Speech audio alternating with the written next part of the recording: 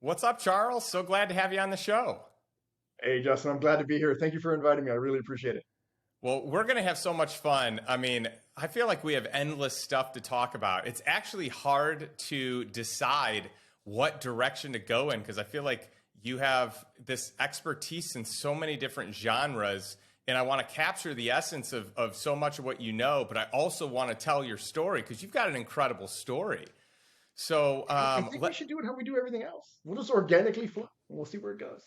I like it. And for people that don't know this, I probably should mention this more, but I really love just the free flow that podcasts allow me to take. So my conversations are not scripted. It was funny. I was talking to my COO, Ryan, and dear friend, and he's like, "What? You don't have notes?" And I'm like, "No, I just see where the conversation goes. Maybe I have a couple talking points on something cool in their background.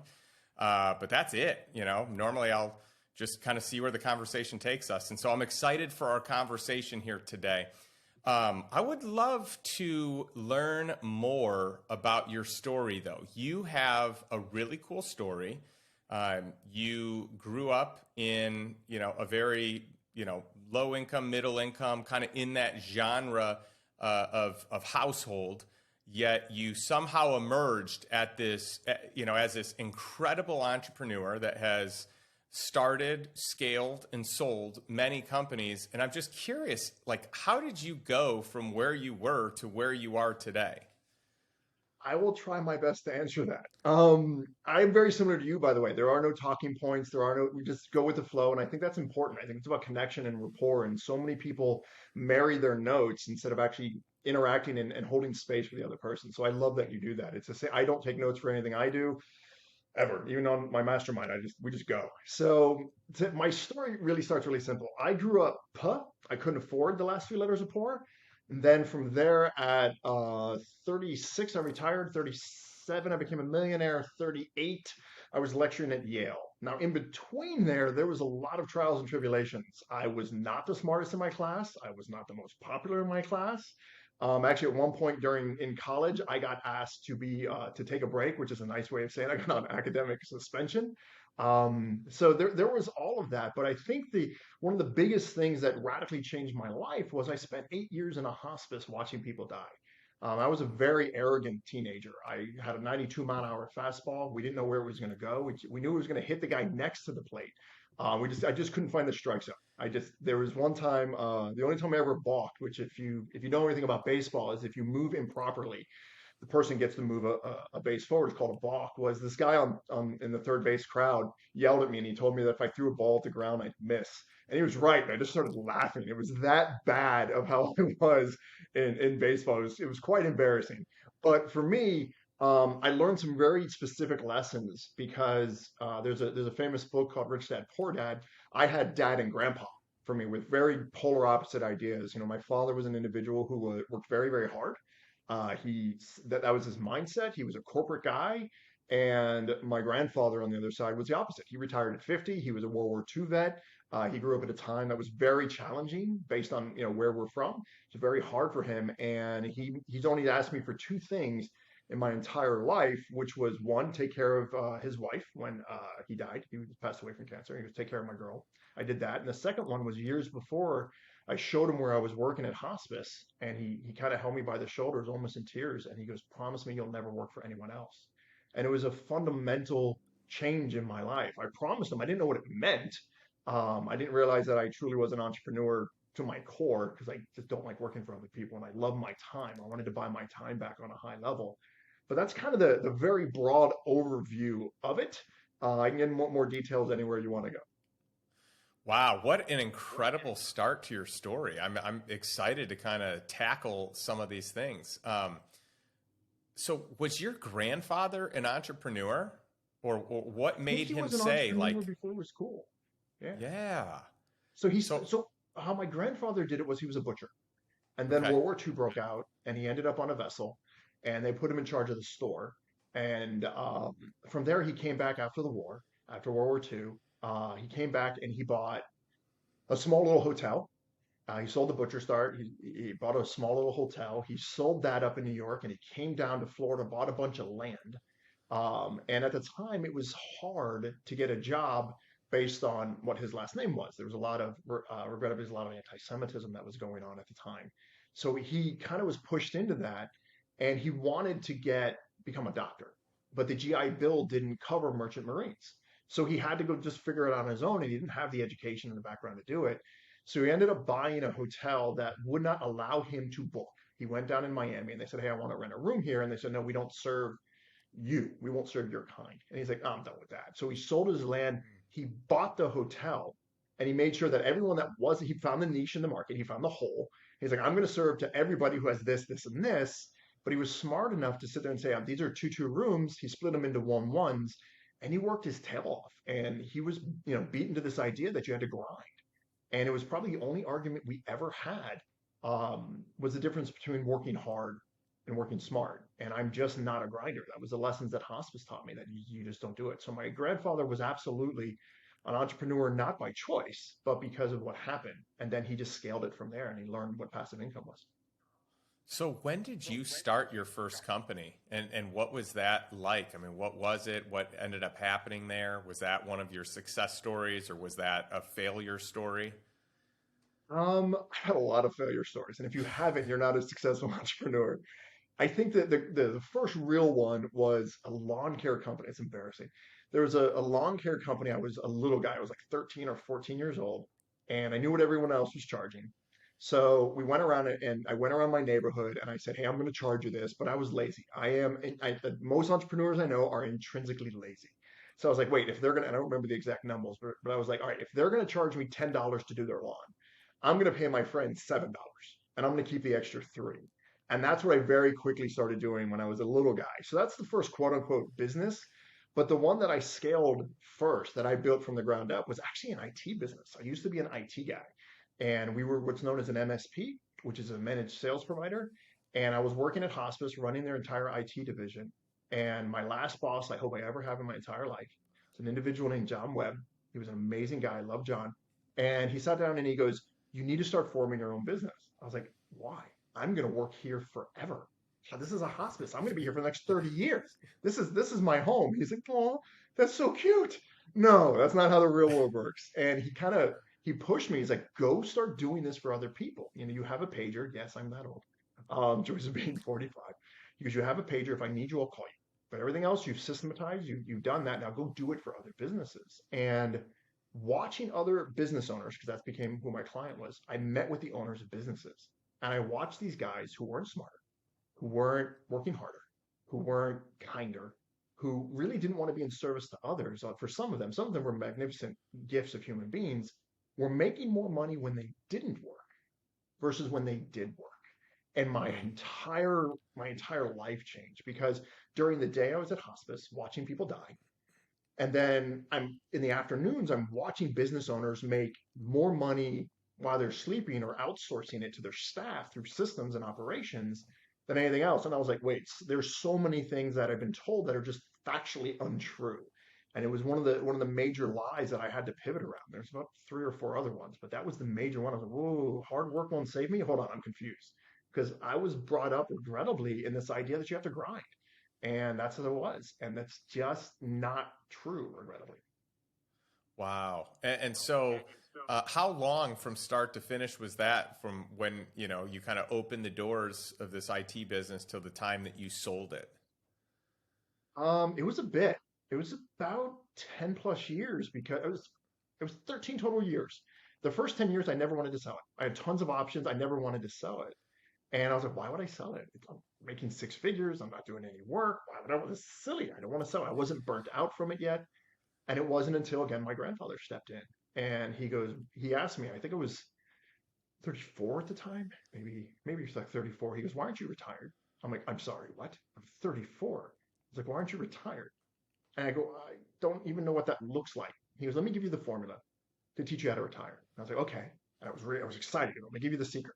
And he goes, "X minus Y equals Z." And I'm like, "What?"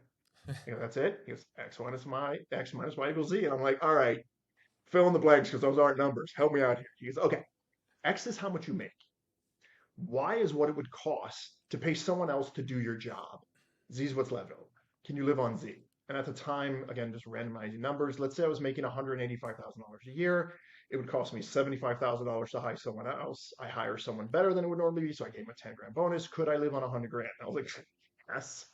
And I was like, oh my God, why am I not retired? And that became the, how do you put systems in place? How do you do this? How do you find passive income? How do I, if I'm going to sell it, I need a plan of how I'm going to continue to create this cash flow. And I didn't have that at the, when I retired, when I pulled out, I didn't understand that concept yet.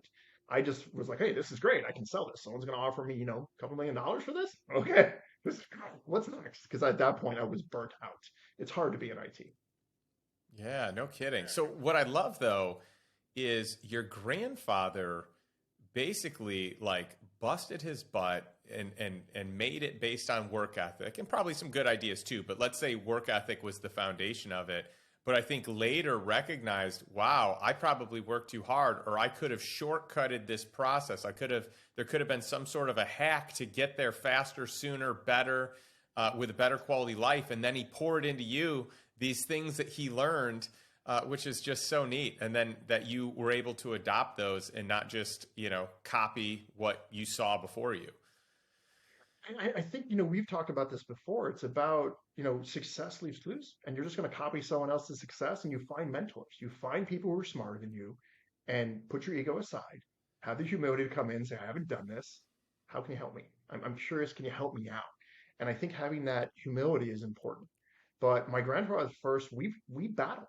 We battled intensely because he would see me hanging out at the beach and I'd have a tan, which for some reason I don't right now. I had a tan and I was going to hang out and do it. He's like, what are you doing? Why are you so tan? I'm like, I'm fine. I don't need to. He's like, no, you should be scaling this. You should do that. And there's a story about the Mexican fisherman, which I don't know if your audience knows it, that, right, you've heard it, that I was so latched onto because I watched these people in the hospice environment who Well, worked their entire lives.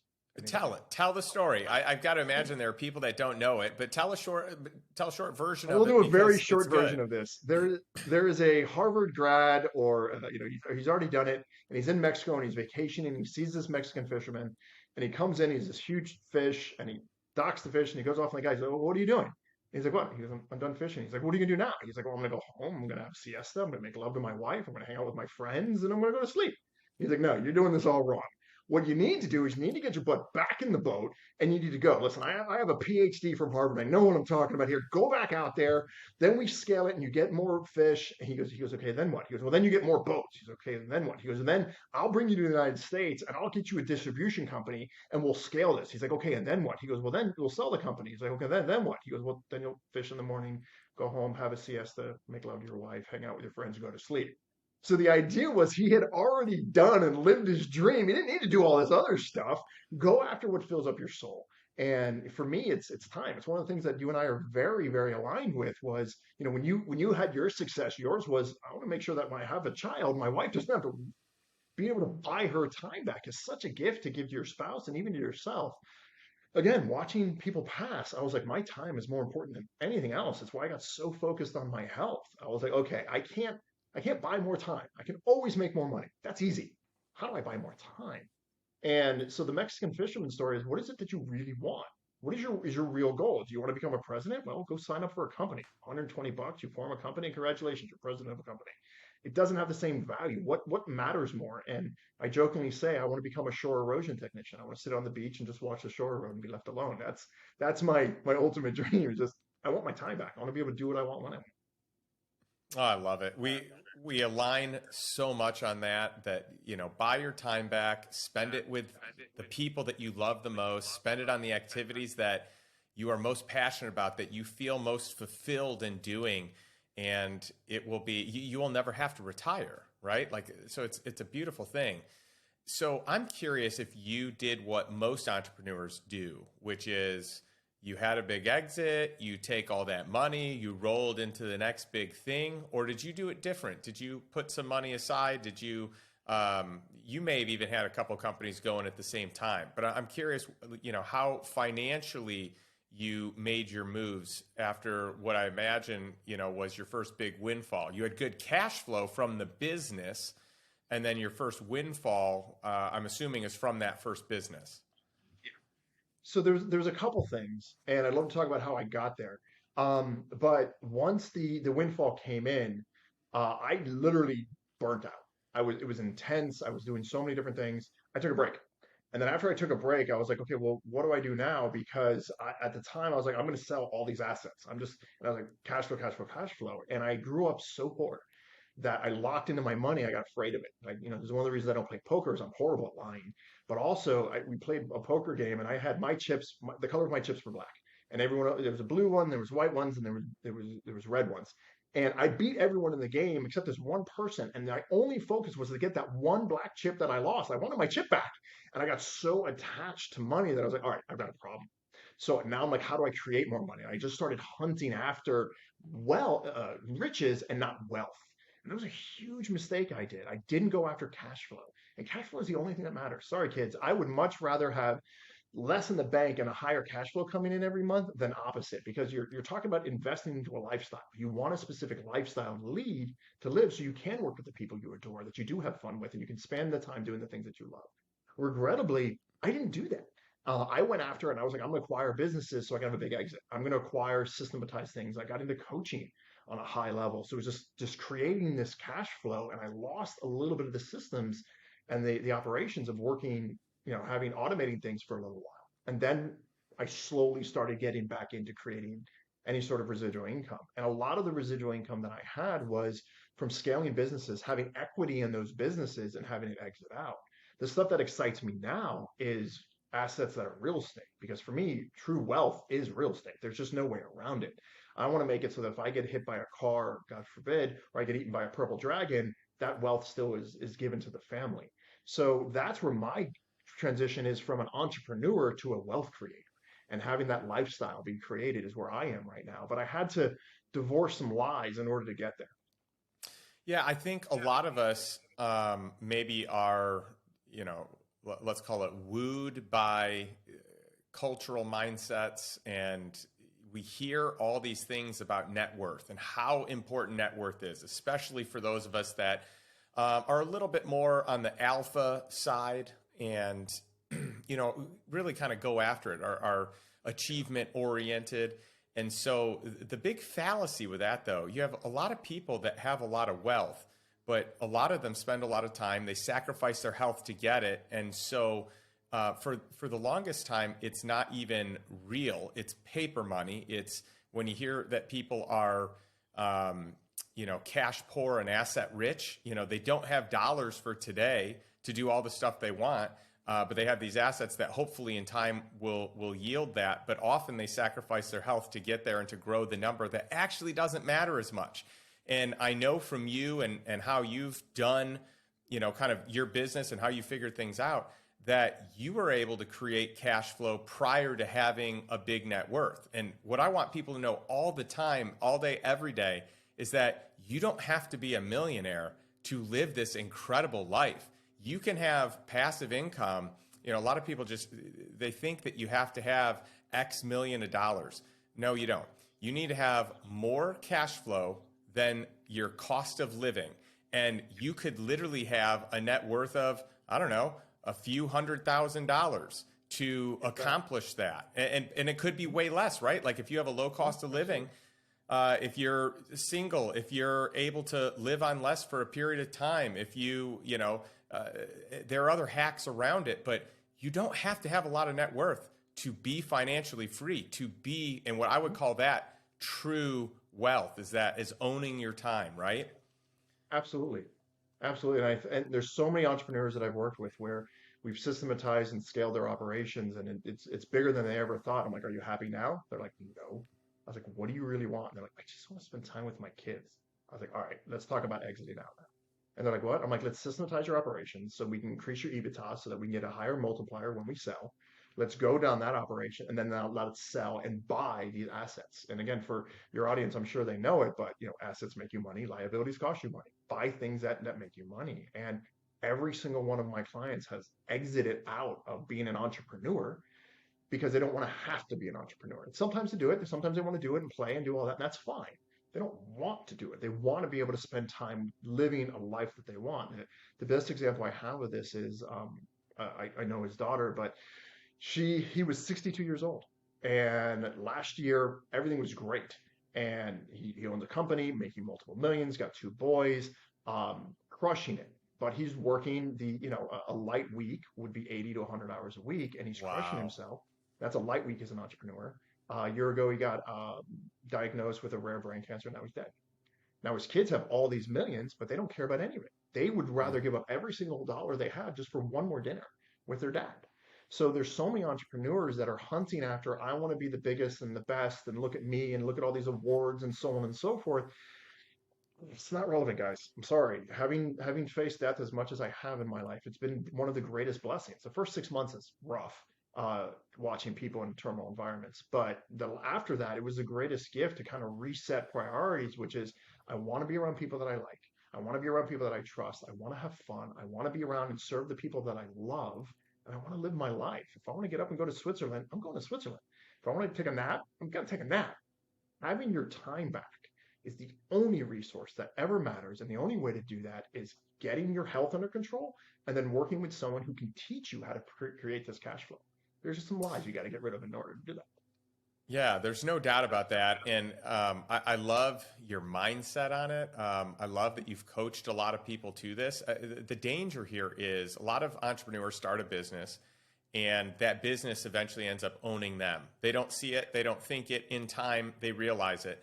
Other people, maybe it's not the business, it's the money. It's earning more. It's climbing the corporate ladder. It's the title. It's the name. It's the significance. It's partner. It's owner. It's, whatever it is.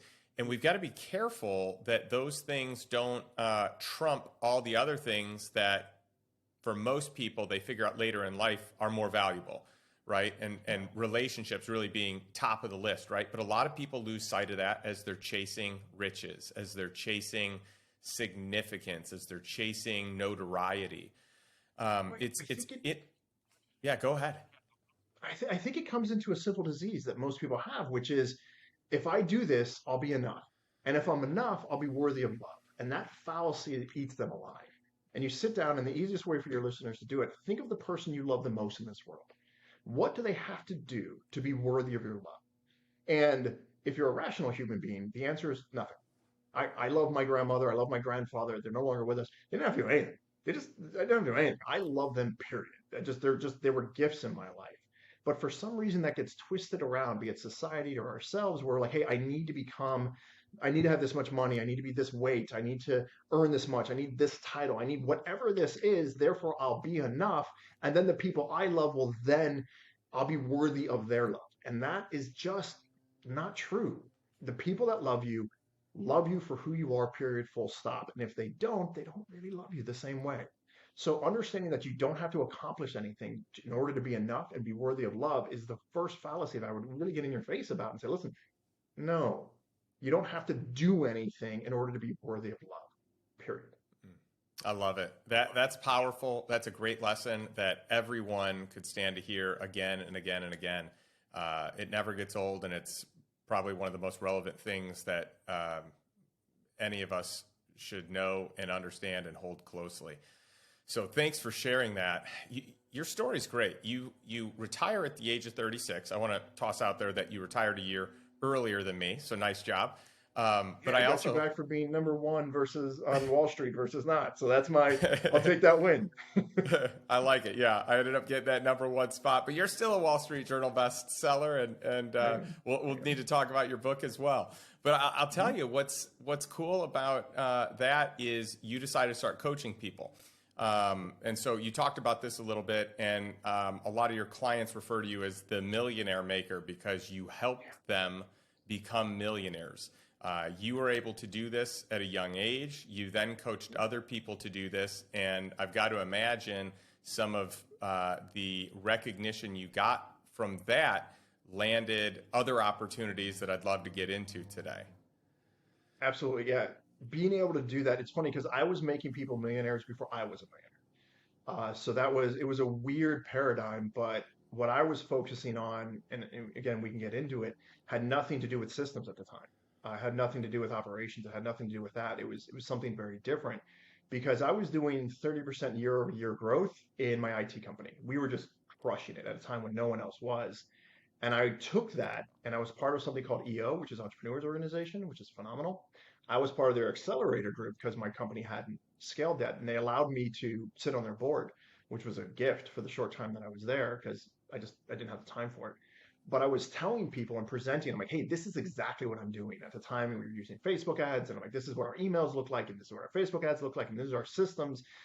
And people wanted to learn. So I was working with people one on one. And I was like, hey, yeah, absolutely. I met you at the event. So I'll help you out. I have no problem. I wasn't charging anyone. And then I was like, well, they're not doing what I told them to do. And at the time, I was a Microsoft trainer as well. So I knew how to teach. I was like, but I'm doing something wrong. I'm giving them all the things. I must be delivering it wrong. So I was like, oh, well, it must be price. If I charge them for that, then they're actually going to take action because they've spent money. And as a fellow person who runs a mastermind, you know that's not the case. It's not always the price. People won't take the action. So it got very confusing and very frustrating. And then I finally figured out, which again is what I wrote the book about, what it was, what that secret was that completely changed it. And I was like, oh, that's how you do it. So that's kind of how the path led to that. I love it. And so how did you end up lecturing at Yale? That seems like a big leap and quite an honor, I would imagine. So that's just a cool part of your story. Tell us a little more about that. So as you already know, your network is your net worth. It's just how it works. I knew an individual that was there. And at the time, I had in one of her courses, I actually spoke in one of her classes, and they said, "Hey, could you come out and can you talk about this? Can you talk about the thing that you specifically do, which is teaching entrepreneurs how to scale and retire and do all that?" And I was like, "I would absolutely love to do that. Please understand, I'm not your normal speaker. I'm going to ruffle some people's feathers because when you show up to an Ivy League school, because I'm certified by Harvard in negotiation, and there's all this wonderful stuff." You honestly walk into the environment for the people who are not Ivy League people. You literally think that they're going to be levitating and curing cancer because they're bored. You really think that these people are just brilliant beyond all measure. And they are. They're very intelligent, but they're not more intelligent than the average Joe. The difference that they have is they're disciplined. They decided very early on that they want X and they're just going to drive through it. But how I got into Yale was honestly a lot of it was because I had already been speaking for a long time. I'd been seen in lots of other environments. Someone was there at one of the events I was speaking at and had a radical experience. He was on stage and had a breakthrough. And then I also knew someone. They're like, "Hey, I know you're certified over here from Harvard and you've done all these things, and would you be open to speaking?" And I was like, "Yes." And again, I'm a Florida boy, so I don't understand when white stuff falls out of the sky when it's frozen. It's very confusing for me. And I went up there, and the time I spoke, they actually had a blizzard. So I got kind of trapped up there at the same time, which worked out well because my 45-minute talk ended up being multiple hours. So it was fun. I had a really good time. It's an I love amazing it. place. If you have the opportunity, take your young children to Harvard or Yale, show it to them. They will work their butts off in order to get back. I would have if I had known. So tell us about what certifications you got with Harvard that kind of accompanied this opportunity at Yale. I mean, you now have two of the most prestigious universities in the world, certainly two of the top in the U.S. That you can kind of throw on your resume. Most people don't have that. So there's a guy named Chris Voss. Chris Voss wrote a book Oh called Never yeah, Split the Difference, which if your audience hasn't read it, go read it as incredible book. fast as you can. It's phenomenal. Chris was the former FBI hostage negotiator. It's one of the things that I really liked about him was things either work or someone doesn't come home. And even in the IT division, when I had my IT company, the people we work with are financial or health related. So if what we don't do, if it fails, either their medical care is going to drop exponentially and it's going to cause pain, or in a financial institution, they're going to be losing $10,000+ every minute. So I like the things that either work or someone doesn't come home. And Chris is a huge one on that. And I got an opportunity to spend some time with Chris. And one of the conversations that came up with is, listen, you're phenomenal with human behavior and persuasion. I don't know how you do it. It's great. We need to put some credits behind you, some accolades. And I was like, all right, how do I do that? He's like, listen, there's this program. Go in, see if you can apply for it, get access to it, and they have a negotiation program. And I go, you want me to take that? He's like, yes. He's like, I know the instructor. We'll have that conversation. So I went in, and at the time, I think it's changed now, but went in, and the rule was very simple. I wasn't allowed to voice my opinion during class. I just had to sit there and take what it was and not apply the practicality of it. Because when I was in my undergrad, I got in trouble with the dean of the college for voicing my opinion. At the time, it was about IT. But yeah, there are ways that you don't have to be a student. You don't have to go in and to get the MBA or whatever it is. They do have certification programs that you can join and be a part of it. They have some challenging acceptance. At least when I was doing it, it was a little challenging to get accepted, but I think it's a little bit easier now because they're trying to push out that knowledge. But that's how I did that one. That's awesome. I love it.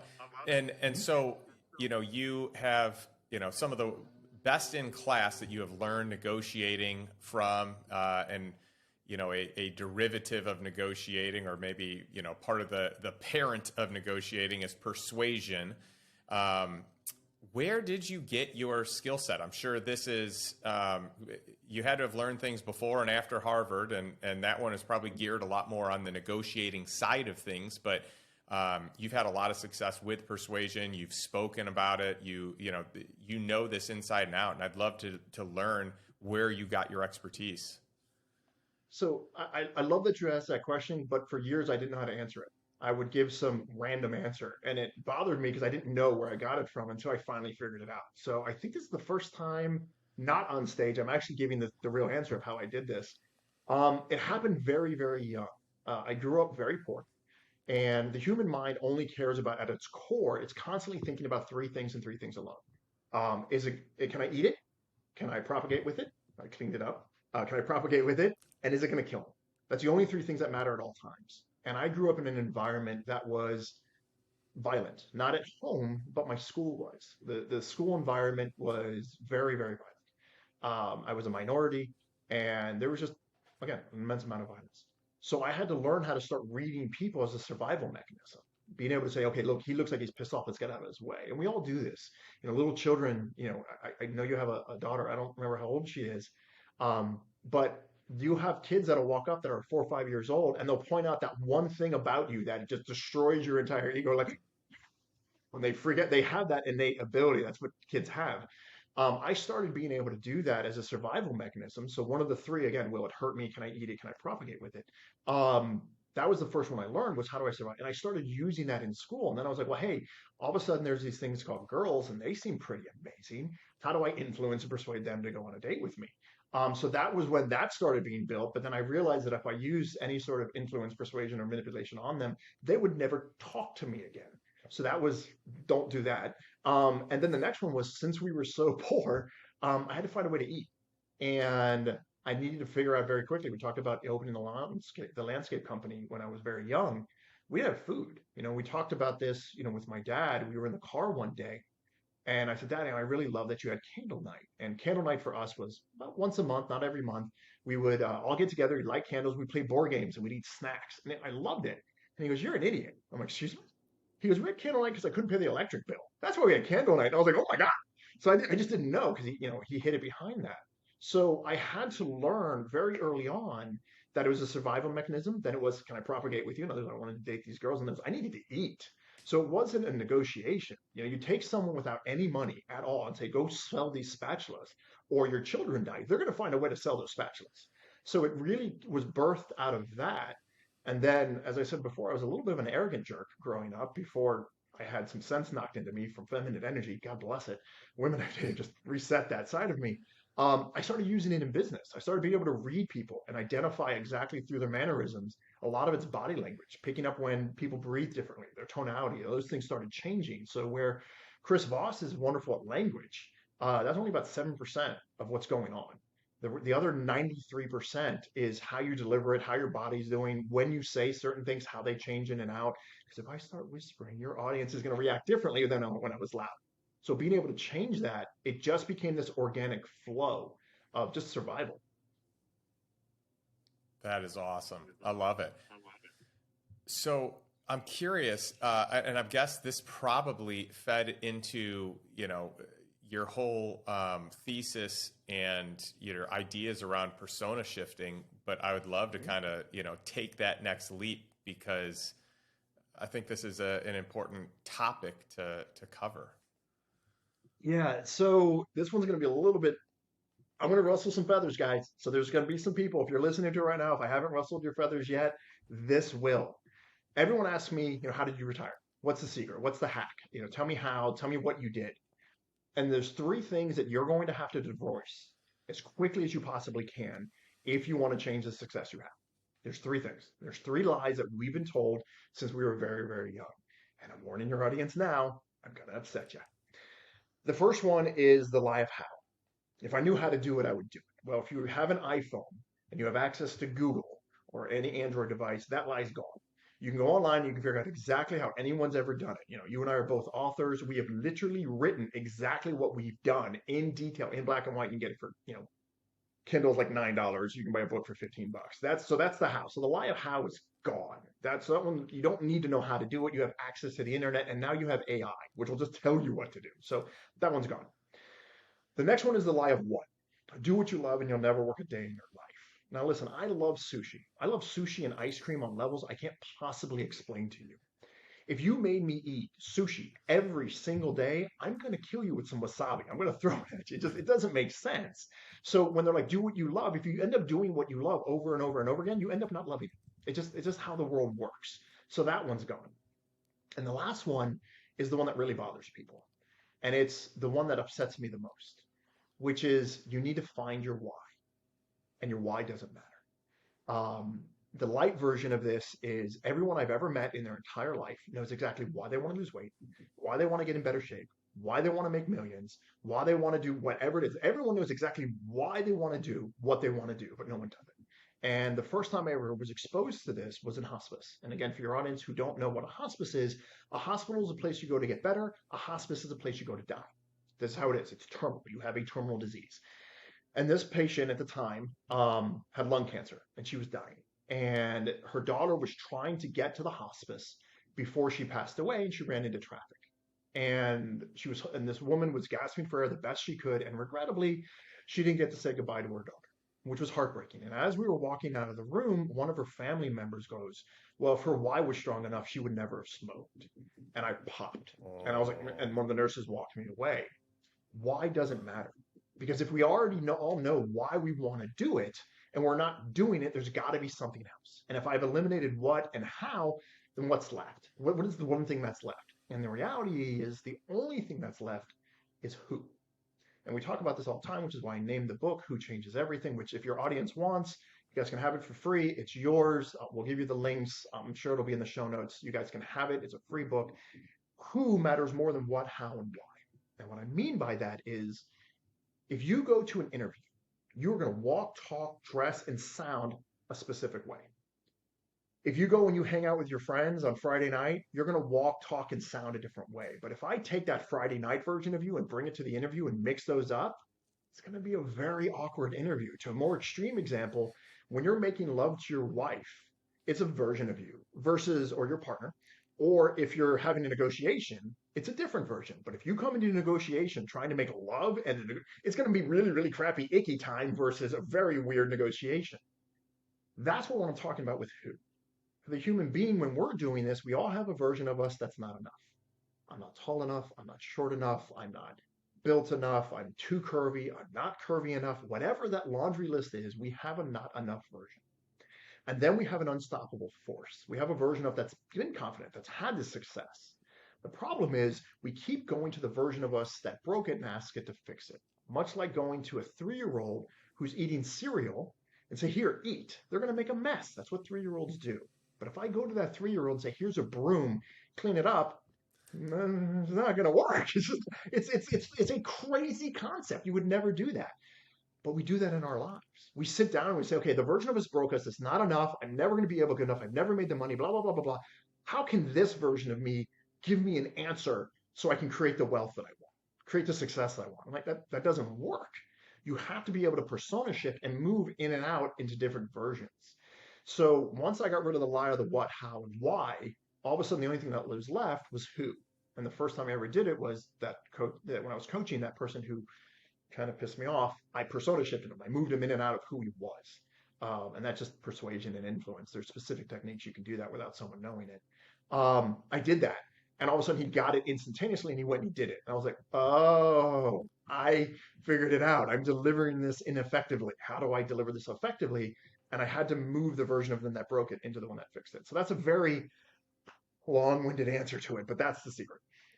Well, that is just fascinating, and I couldn't agree with you more on the who um, topic anyway, because whatever you want to accomplish, just find the who that's done it and emulate them, copy what they've done. I think the who being like you, like the person that needs to show up, you need to show up in the right way, as someone that's, hungry and ready to take action. But I also think the who in your world and your ecosystem, like for me, I know I wouldn't be anywhere close to where I am today in various different things without the successful people that I surrounded myself by.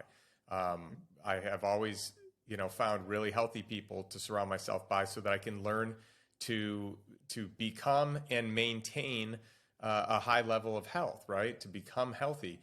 Same thing, when I look at being intellectually strong, I want to hang out with people that are much smarter than me, that just play the game of life intellectually at a much higher level. Same thing with, emotional strength. Same thing with finances and actually becoming more educated instead of outsourcing your financial knowledge and expertise to someone else who may or may not actually be good at it, or who may only be good enough to have passed some of the tests to manage your money, but isn't actually consistently good at it and is actually maybe even brand new in their job. I decided I need to surround myself with the who, the experts, to do it. And even scaling the lifestyle investor, I could have never done what we've done without the team that has, helped enable me to do all these things, that has kind of lifted some of the load in certain places and offered their expertise. And so I love the who concept, because you can use it in so many different genres, including what you've just talked about, but beyond, even in finding that expertise that you really want. So I appreciate you sharing that. I thought it'd be fun. Go ahead. Yeah, the expression is, if you want to go fast, go alone. If you want to go far, go together. You have to have people that are there, but having the people that are smart enough isn't enough.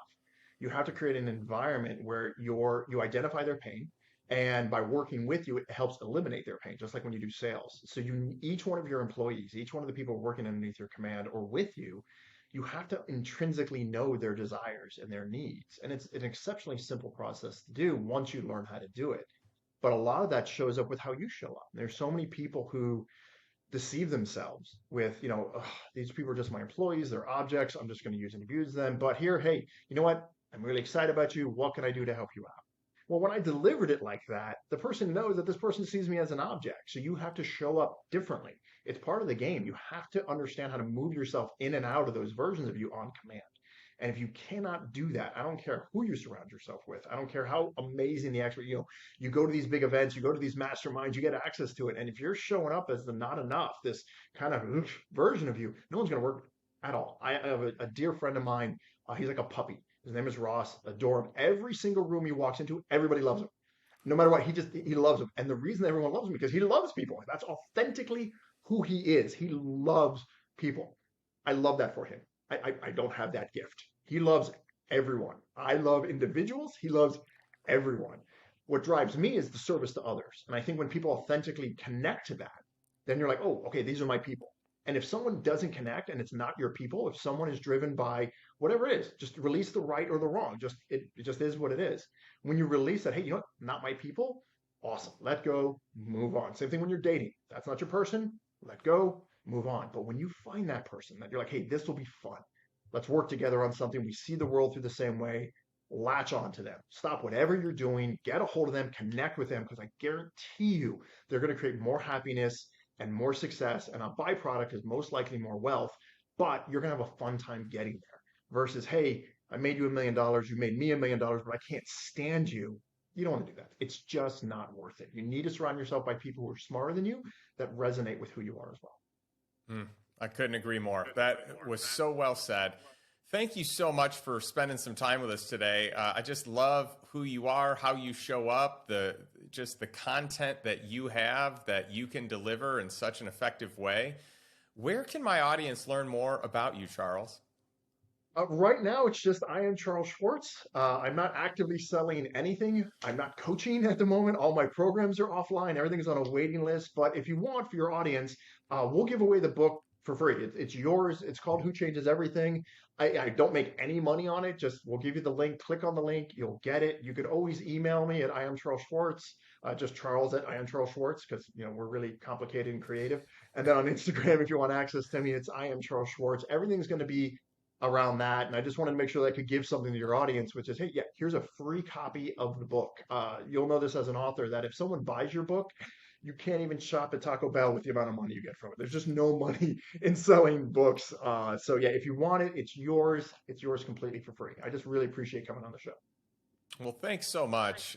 This has been a blast, and I love our conversations. Every single one of them, I leave feeling just more refreshed and eager for the next time that we get to hang out. So I'm excited for when you come into town, and we're going to do some cool whiteboarding and strategizing on a couple of cool topics that we talked about off air.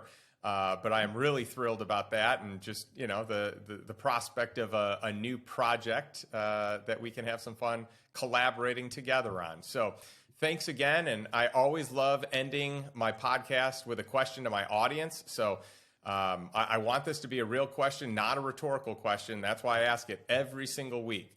What is one step you can take today to move towards financial freedom and move towards a life that you truly desire, one that's on your terms? So not a life by default like most people live, but truly a life by design. Thanks, and we'll catch you next week.